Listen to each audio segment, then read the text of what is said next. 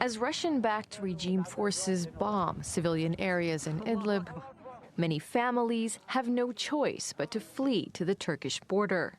The UN says so far, nearly 250,000 have fled their homes in northwest Syria since the attacks began. We are leaving because of the shelling, our fear for our children, and the deterioration of the situation. But for Syrians forced to spend winter at the border, it's critical to find or make shelters for their families. But building materials aren't cheap. Following the extreme rise in the dollar value against the Syrian pound, Syrians can no longer afford new iron bars.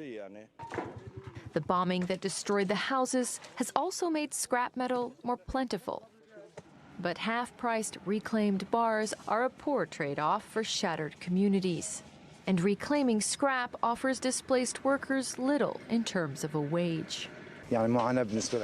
Our job is extremely hard. We deal in kilos. They give us 2 pennies to process 1 kilo. If it's hard to process, then we request 3 pennies.